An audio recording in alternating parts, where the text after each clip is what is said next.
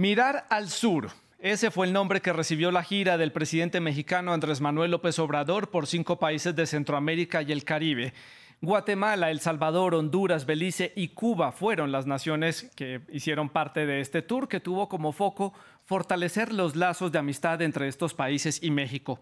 Pero sin duda alguna, el tema migratorio y también la puesta en marcha de planes sociales en Centroamérica fueron los puntos fuertes de esta visita.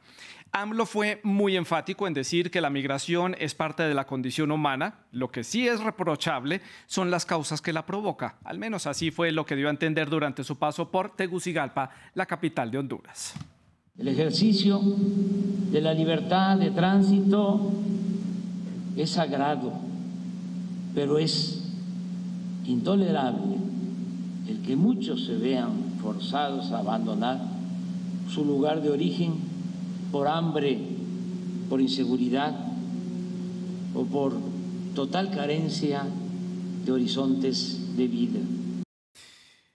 El mandatario de los mexicanos también hizo referencia a la necesidad de mayores compromisos a nivel económico por parte de Estados Unidos, país al que le solicitó más recursos para tratar la crisis migratoria, mientras que Washington está cada vez más concentrado en el conflicto en Ucrania. Son cosas distintas, no se debe de comparar a tabla rasa, pero ya se aprobaron más de 30,000 millones de dólares para apoyar en la guerra a Ucrania y llevamos 4 años desde que estaba el presidente Donald Trump planteando que se apoye con 4,000 millones de dólares. Y hasta el día de hoy no hay nada. México y Cuba han mantenido muy buenas relaciones a lo largo de los años, con sus altos y sus bajos, pero México ha conseguido mantenerse cercano y sin complicaciones tanto a Washington como a La Habana. Esta multipolaridad, digamos, ha sido una característica de la política exterior mexicana y también es una de las apuestas de AMLO en su materia de política exterior. Desde la capital cubana, López Obrador rechazó que algunos países como Cuba, por ejemplo, hayan sido excluidos de la Cumbre de las Américas, un evento que está organizando Estados Unidos en la ciudad de Los Ángeles para el próximo mes de junio. Insistiré con el presidente Biden en que no se excluya a ningún país de América en la cumbre del mes próximo a celebrarse en Los Ángeles, California, y que las autoridades de cada país decidan libremente si asisten o no a dicho encuentro, pero que nadie excluya a nadie. Preguntas que dejo sobre la mesa para el debate. ¿Qué dejó esta gira del presidente mexicano por Centroamérica? ¿Qué busca exactamente el presidente mexicano? ¿Posicionarse como un gran hermano para los países centroamericanos? ¿Busca congraciarse aún más con Estados Unidos en cuanto a sus labores contra la migración? Y hay un dato que llama mucho la atención, esa búsqueda para estrechar lazos con Belice, que es un país centroamericano, angloparlante, pero que con el que tiene innumerables posibilidades de negocio, pero es un país que no está muy integrado con el resto del continente y mucho menos con América Latina. Entonces, pues llama la atención esa visita que hizo a la ciudad de Belice, en donde se encontró con el primer ministro de este país. Hoy en el debate de France 24 hacemos balance de la gira de AMLO por Centroamérica y el Caribe. Y para analizar este tema, saludamos a Brenda Estefan, ella es analista internacional, ella se encuentra en Ciudad de México, también allí en la capital mexicana se encuentra Álvaro Ramírez, él es politólogo especialista en opinión pública. Ustedes, nuestros televidentes, también pueden participar en el debate con sus comentarios y sus preguntas. Lo pueden hacer a través de las redes sociales de France 24. Nos encuentran en Facebook, en Instagram y en Twitter. Estamos como @France24_ES y Santilogo, mi cuenta personal. Les recuerdo que nuestra etiqueta es numeral el debate F24. Esperamos todos sus comentarios y sus preguntas relacionadas con este tema. Comienzo entonces dándole la bienvenida a Brenda Estefan. Ella se encuentra en la Ciudad de México. Brenda, gracias por acompañarnos hoy en el programa. Y comienzo como punto de partida para el debate, su balance de esta gira, los puntos positivos, los puntos que faltaron, lo que se puede destacar de esta gira del presidente mexicano por Centroamérica y el Caribe.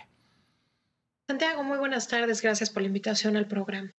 Pues yo creo que para México el tema de Centroamérica es una tarea pendiente desde hace muchos años. Si bien Estados Unidos y México hablaban de voltear a Centroamérica e integrarlo en una estrategia regional, esto se consideró durante años como algo importante, pero no urgente, y se fue dejando de lado. Yo creo que en ese sentido es una buena noticia que haya una visita del mandatario mexicano a Centroamérica y una mirada hacia el sur, porque independientemente de cualquier cosa, para México estos países son su frontera sur y representan un tema estratégico en diversas materias: social, seguridad, económico, etcétera. El tema quizás no tan bueno es esta intención de exportar programas que no han sido probados como eficaces. Es decir, normalmente cuando se busca llevar a otras latitudes una política pública es porque esta ha sido evaluada como muy exitosa. En el caso de los programas que el mandatario mexicano busca exportar, los resultados pues son magros. En algunos casos no hay información sustantiva para hacer una evaluación a profundidad Sí. de los efectos de estas, y creo que en ese sentido pues la visión de atacar las causas de raíz es buena, pero no necesariamente esta es la forma de hacerlo. Por último, decir que la visita a Cuba tiene una lógica muy particular. Todos los presidentes de México desde el triunfo de la Revolución Cubana han visitado la isla. No es algo nuevo, no es algo que sorprenda, pero sí el tipo de mensaje muy de apoyo al régimen cubano y de crítica al embargo es algo más particular, digamos, de López Obrador. Yo soy partidaria de que las sanciones de Estados Unidos han fortalecido al régimen y que más que ayudar a debilitarlo, lo han fortalecido. En ese sentido, creo que hay algo de verdad, pero no así la defensa de las violaciones a los derechos humanos. La opinión de Brenda Estefan en Ciudad de México, y allí también en la capital de la República Mexicana está Álvaro Ramírez con nosotros. También le doy la bienvenida al programa. Álvaro, su balance de la gira, lo positivo, lo negativo, lo que podemos destacar de este encuentro con los diferentes mandatarios centroamericanos y con el presidente de Cuba. Hola Santiago, hola Brenda, buena tarde. Bueno, a mí me parece muy peculiar estas visitas, porque no hay que olvidar que tan solo no sé, en 2 años a lo mucho, ha habido cerca de 26,000 personas migrantes que han sido deportadas, tan solo 11,000 a Guatemala, 11,000 a El Salvador. Entonces estamos viendo que evidentemente esta exportación de programas sociales, sobre pretexto del programa social, ya sea Sembrando Vida, ya sea Jóvenes Construyendo el Futuro, bueno, no puede dejarse de lado que la agenda prioritaria pues, no son los programas sociales, ¿no? Es seguir fortaleciendo este tema de la migración, ¿no? El presidente Andrés Manuel López Obrador en El Salvador mencionaba, ¿no? que gracias a estos programas, bueno, se ha reducido drásticamente la migración. No obstante, pues los datos dicen otra cosa.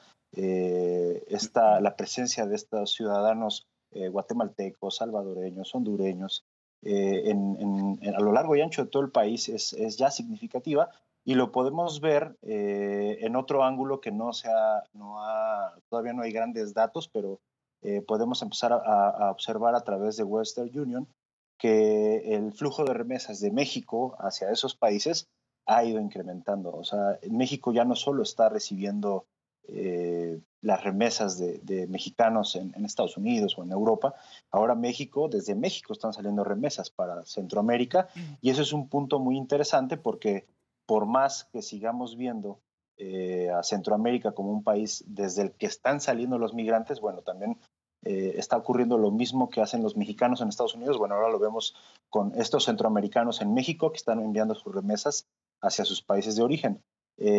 Esta cuestión de los programas sociales, pues también va a ser interesante ver qué tanta vida puedan tener más allá del sexenio de Andrés Manuel, porque, por ejemplo, el presidente Bukele, su mandato, si no logra una reelección, concluye en el 24, al igual que el presidente Alejandro Giammattei, concluyen en el 24. Entonces, ahí es a donde habría que ver. Yo estoy totalmente de acuerdo en que en México son programas que el objetivo principal es sacar a las personas de la edad que sean de las garras del narcotráfico.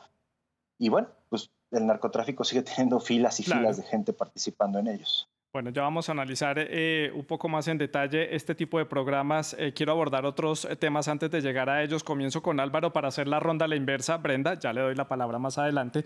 Y quiero entender cuál es el papel que el presidente mexicano quiere que asuma México en esta crisis migratoria y en la región de Centroamérica. Pero enfoquémonos en el tema migratorio. ¿Cuál es el papel que tiene que asumir este país, o por lo menos lo que el presidente tiene la intención que México asuma? Bueno, cuando inició el sexenio de Andrés Manuel López Obrador, él hizo una declaración un tanto contundente, ya que él decía que México era un país de libre paso, como él lo mencionó en su discurso en Guatemala, y eso nos trajo una fuerte llamada de atención porque, bueno, hubo reformas y el propio presidente de la mesa directiva de la Cámara de Diputados en aquel momento señaló que se estaba utilizando a la Guardia Nacional como muro de contención. Y desafortunadamente apenas Trump pues lo volvió a señalar y dijo, bueno, nosotros no tuvimos que poner un muro en la frontera sur de México porque ellos pusieron al ejército. Entonces, creo que es un tema que sigue siendo delicado en la agenda del presidente Andrés Manuel López Obrador por su concepción ideológica, principalmente.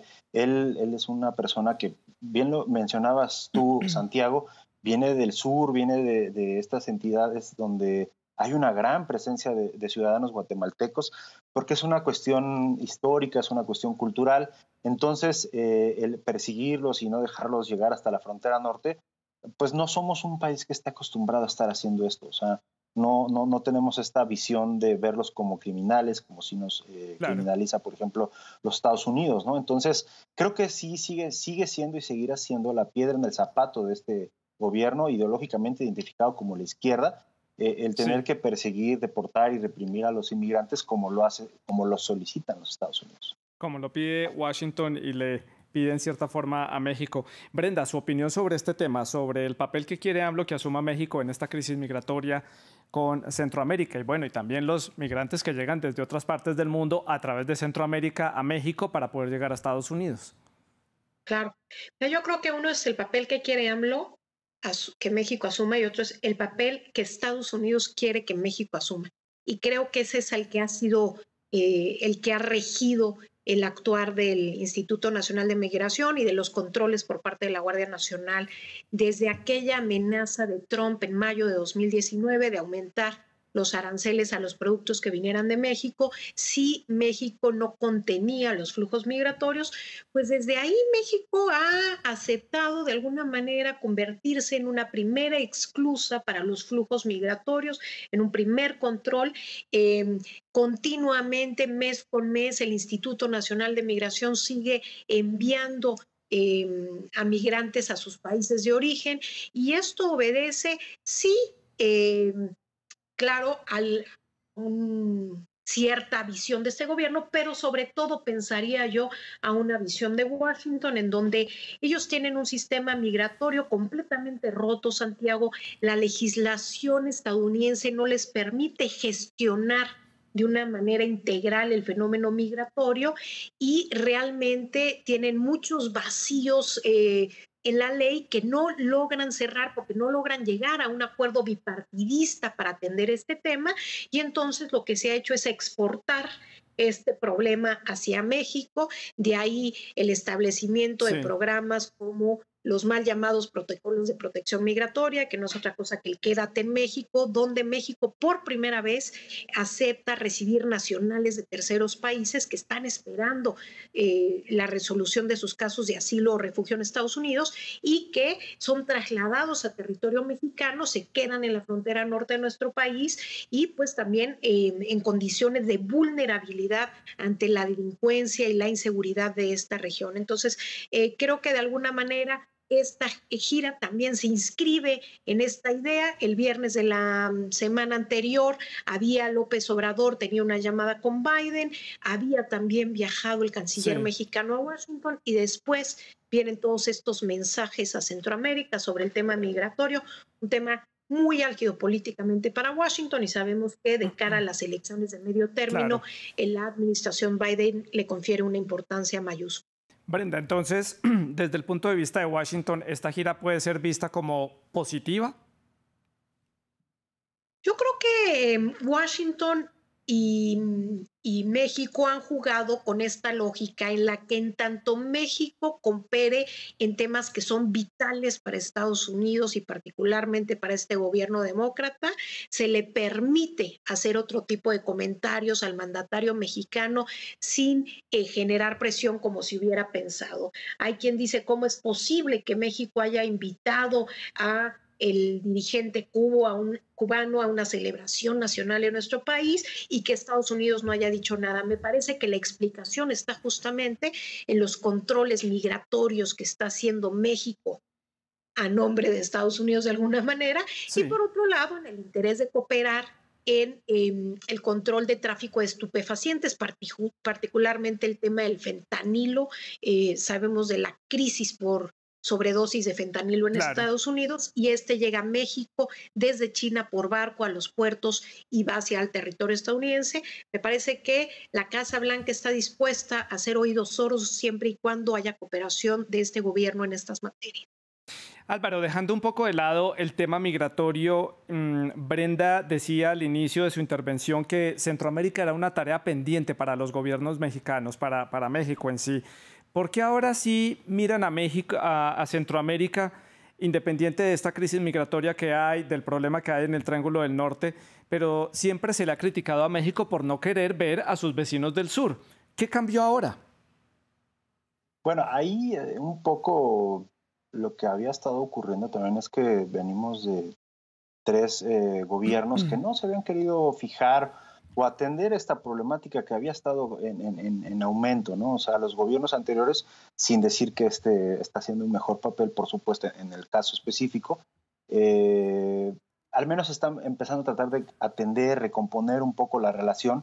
Sin embargo, insisto en este punto de vamos a tener que esperar a ver qué tanta continuidad pueda haber. No sabemos quién sea o de qué partido provenga el siguiente gobernante en México y cuál vaya a ser el tratamiento que le vaya a dar a las relaciones con Centroamérica. Igual ya entramos de nuevo en una etapa pues de distanciamiento o no, porque pues sí, los Estados Unidos comprenden, ¿no? que ya no son los mexicanos los que estamos cruzando la frontera, ahora son los centroamericanos que están viniendo desde Centroamérica, cruzando todo México, sin importar el riesgo, ¿no? que representa cruzar México actualmente, pero que está ocurriendo otro punto también muy interesante, y es que, por ejemplo, lo sabemos, ¿no? En El Salvador hay un toque de queda ya por más de un mes, donde están tratando de reducir la violencia que está imperando en El Salvador. Y bueno, lo que se ha estado observando es que no hay un control migratorio en el sur de México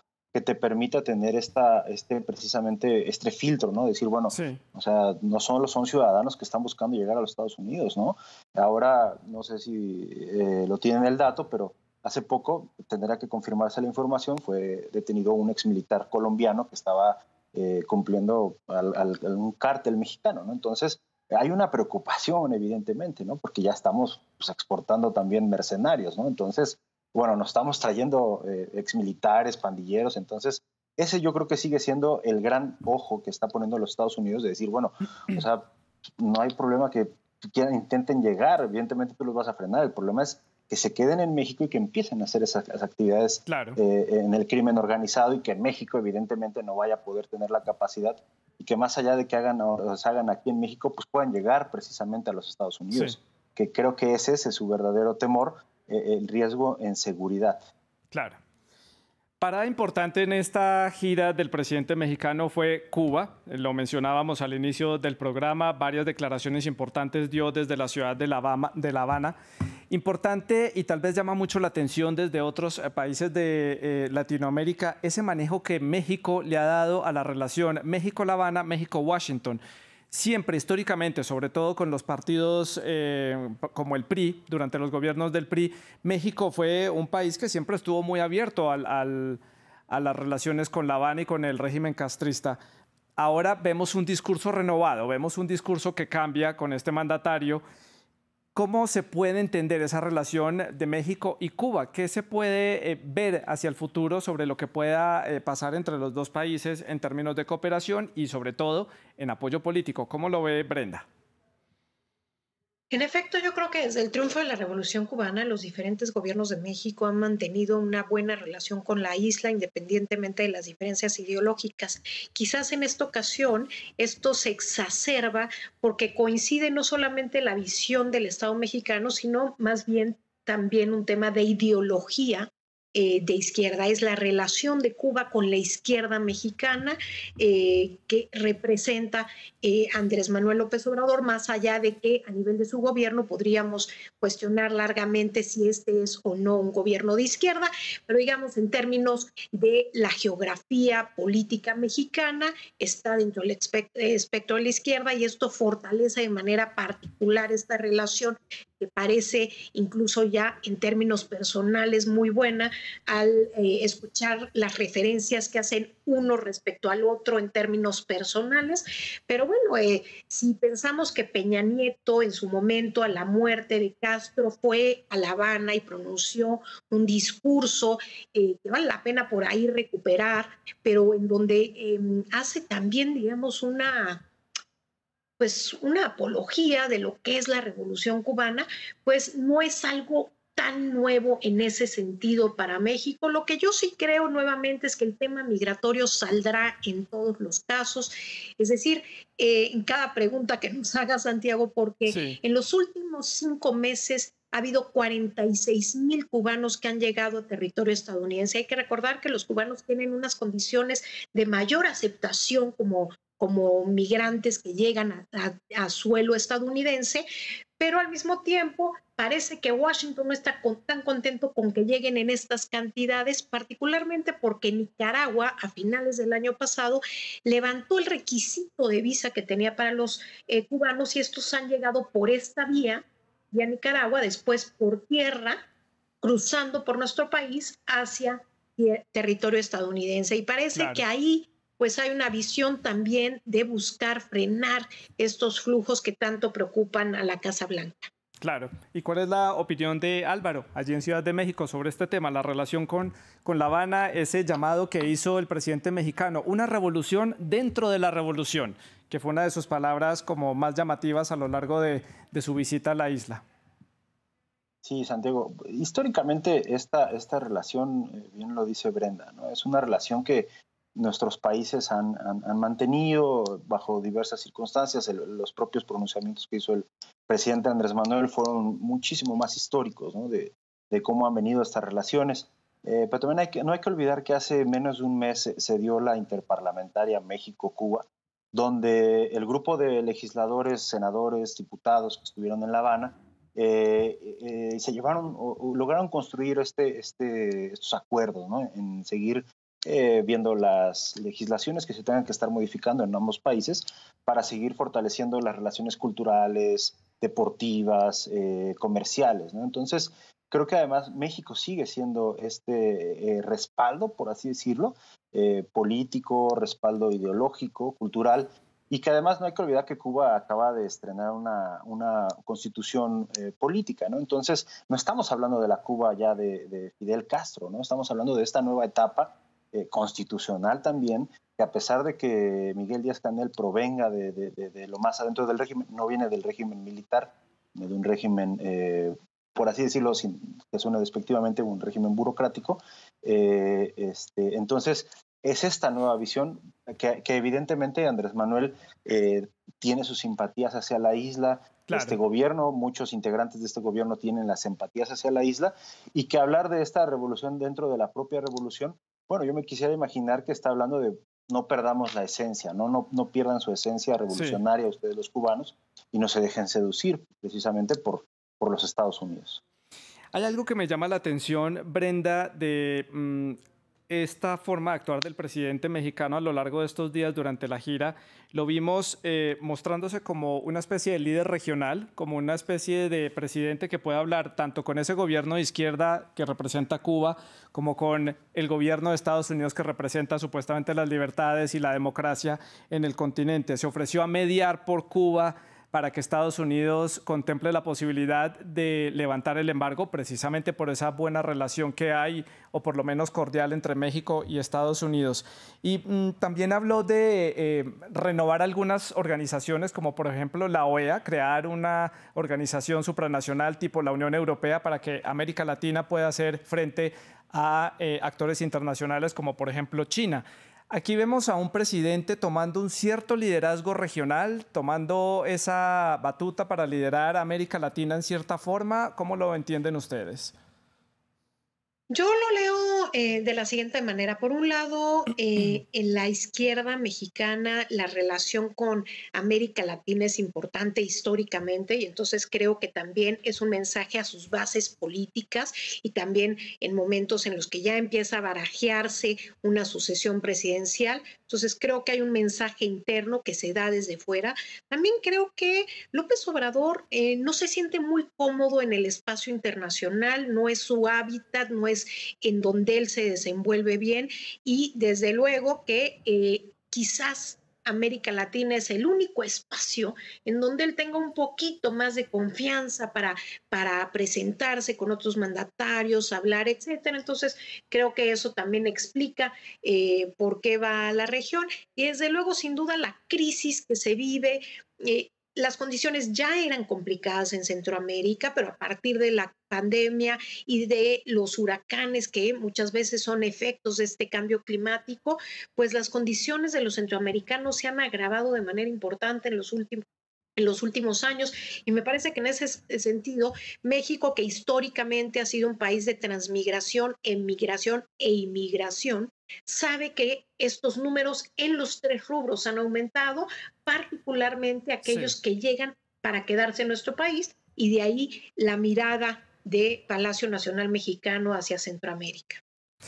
Quiero pasar un poco más a la agenda local, meternos un poco dentro de las fronteras de México para entender varios aspectos que fuera de México muchos no estamos habituados y no estamos con ideas muy profundas sobre, por ejemplo, estos proyectos sociales de Sembrando Vida y Jóvenes Construyendo el Futuro. En México reciben críticas estos proyectos, dicen que no ha dado los resultados esperados, el gobierno dice que son resultados a mediano y largo plazo. Su opinión sobre estos proyectos. Ya ustedes nos daban algunas luces. Álvaro, comienzo por usted. Sí, mira, el programa de Jóvenes Construyendo el Futuro y de Sembrando Vida han sido Jóvenes Construyendo el Futuro nace de esta idea de Andrés Manuel López Obrador de decir que los jóvenes que no tenían un trabajo y no estaban estudiados, despectivamente se les llamaba ninis. Entonces, la solución que el presidente Andrés Manuel López Obrador diseña desde su momento de ser el candidato, él dice: vamos a darles una beca para que sean contratados y no importa que la empresa no les pague, yo les pago, ¿no? Entonces, es una oportunidad interesante, sin duda, es una oportunidad que puede tener sus resultados positivos, ¿no? Pero también es una estrategia que se pensaba para precisamente sacar a los jóvenes de las manos del narcotráfico, de que pudieran caer en actividades ilícitas.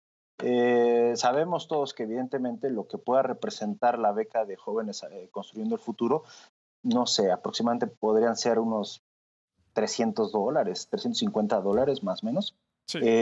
Pues no representan un atractivo para un joven que pueda estar ganando, no sé, $1,000 al mes o un poco más, ¿no? Entonces, en términos económicos, porque si de verdad quisieran tener un futuro asegurado, pues estarían trabajando y no estarían metidos en el crimen organizado, ¿no?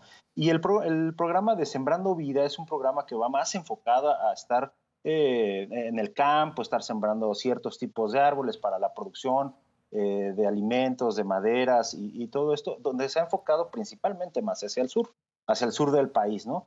Pero esta parte que ahorita decías también, ¿no? Por ahí en las visitas a Centroamérica se hablaba de este interés que tienen los países de la región centroamericana en poder conectarse o tener alguna manera de entrar al tema del tren Maya, ¿no? Que evidentemente, en caso de tener éxito, pues también les traerá un beneficio a ellos. Sí, porque bien decía, ¿no? Belice, Guatemala, son ciudadanos que se vienen de fin de semana al sur de nuestro país y que evidentemente poder tomar un tren, bueno, les podría facilitar mucho. O sea, es esta cuestión de fortalecer el turismo en el sur del país. Y Brenda, su opinión, ya voy llegando al final del programa, su opinión sobre estos programas, le pido que sea breve porque tengo 2 temas más para tocar.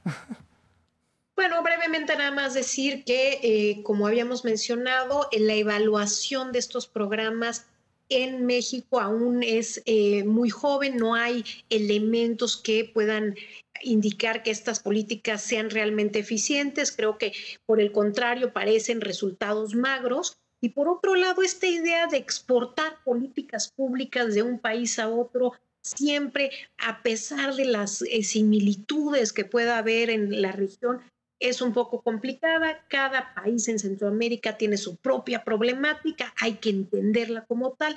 Ese es el principio de cualquier política de desarrollo, entender la situación local y después a partir de ello construir la respuesta. Y creo que en ese sentido pues sería cuestionable tratar de exportar estos programas. Álvaro, muy puntual, por favor, usted que es especialista en opinión pública, ¿cómo queda el presidente Andrés Manuel López Obrador después de esta gira, su imagen a nivel internacional, a nivel local entre los mexicanos, después de las críticas que le llovieron por el manejo de la crisis de la pandemia y los reveses que ha tenido, por ejemplo, con la reforma energética, pero luego la nacionalización del litio, todos estos movimientos que le han causado, pues críticas y también opiniones a favor, digámoslo así? Mira, yo creo que es sin duda, fortalece su imagen de liderazgo, evidentemente hacia las bases del partido. Yo estoy seguro que ahora sí que de Colombia hasta Argentina, la sola presencia de Andrés Manuel López Obrador no representa, por ejemplo, lo que podría representarte un Lula da Silva, ya que efectivamente Andrés Manuel no es una persona que esté concentrada en conquistar no sé, estar en la opinión pública latinoamericana, de verse como ese líder latinoamericano. Yo estoy seguro que esa no es su intención es seguirse mostrando hacia México como una persona que es capaz de salir a hablar con otros líderes mundiales, de poder exportar su ideología hacia otros países y bueno, no sé si por ejemplo Colombia pudiera aceptar un Sembrando Vida o Argentina un Jóvenes Construyendo el Futuro, ¿no? O sea, también hay que ver dónde lo está haciendo. Brenda, Álvaro dice que no es la intención tal vez la del presidente mexicano mostrarse como un líder a nivel regional o mostrarse en los diferentes países. Y usted dice que no se desenvuelve muy bien en la escena internacional, pero sin duda alguna tiene que tener una agenda en su política exterior. ¿Cuál pueden ser esos siguientes pasos en la política exterior mexicana? ¿Dónde pueden ser esos siguientes destinos que lleven al presidente para seguir conectando el país? Yo no veo a un presidente que vaya a continuar viajando, digamos, este es apenas su 4º viaje a lo largo de su gobierno. Los primeros 3 fueron a Estados Unidos, a Naciones Unidas, y los otros 2 a Washington a reunirse con los mandatarios estadounidenses. Esto es muy fácil de entender. El 80% de las exportaciones de México van hacia Estados Unidos. Tenemos una frontera de más de 3,000 kilómetros. Nuestra economía depende en buena medida, además del comercio con ellos, del turismo estadounidense y de las remesas que vienen de Estados Unidos. En fin, en un tema de intereses está claro que más allá de que se ha hablado durante años de diversificar los intereses de México, al día de hoy, digamos, tenemos una buena parte de nuestra apuesta en la relación con Estados Unidos. Entonces, creo que eso podría continuar, la relación con Estados Unidos y con América Latina. No veo a un López Obrador activo en la escena internacional de ninguna manera, no le interesa. Creo que lo poco que hace, lo hace, como bien señalaba Álvaro, para dirigirse a sus bases. Políticas partidistas, ideológicas, y no tanto para construir un liderazgo ni regional y mucho menos global, que no es ni su área, ni sus capacidades, ni su expertise. Entonces, creo que más bien tiene que ver con construir su proyecto hacia adentro de México. Construir un proyecto al interior de México. Me quedan ya un par de minutos para finalizar el programa. Quiero que hagamos las conclusiones, el cierre de esta gira, de lo que representa para México, para el presidente y para las relaciones de este país con sus vecinos más cercanos, que son los países centroamericanos. Comienzo entonces por Álvaro. Sí, para cierre me gustaría decir que, por ejemplo, sin duda alguna, esta parte de levantar aranceles a alimentos que provengan de Belice es muy importante. Tal vez no son las grandes el gran comercio que tenemos con Belice. Sin embargo, creo que son resultados positivos. También tenemos que empezar a fomentar esta cuestión del libre tránsito, bueno, sin aranceles de la región centroamericana hacia México. Se pueden dar buenos acuerdos. No obstante, necesitamos también, bien decía Brenda, también esta capacidad de nuestro presidente, porque al final del día él es el que lo encabeza, no digo Andrés Manuel, de los subsecuentes, de tener esta independencia, ¿no? También hacia los Estados Unidos, porque hoy en día sí Estados Unidos está muy fuerte en México, pero no podemos dejar de ver a China, que está muy fuerte, no solo en México, que está en Centroamérica, que está en todo el continente sur. Entonces, creo que si pudiéramos tener una mayor independencia, sin duda alguna, este tipo de fortalecimiento de relaciones con los países centroamericanos, sí, a nosotros como en México nos vendría muy bien. Y Brenda, su conclusión para el cierre del programa. Pues reiterar que es bueno que el presidente salga del país, eso en sí es una buena noticia, es bueno que voltee hacia el sur, hacia Centroamérica, creo que es un área desatendida que merece todo el interés de nuestro país por diversos motivos. Pues sí, como decía Álvaro, el tema del liderazgo de México no será quizás el tema central, pero sí que México no está aislado, no vivimos ajenos a lo que sucede más allá de nuestras fronteras y voltear a ver, como se decía, más allá de Estados Unidos, no solamente desde el gobierno, sino también desde el análisis. Los analistas internacionales en México con frecuencia solamente voltean a ver lo que sucede en nuestra región. Creo que hace falta una mirada global.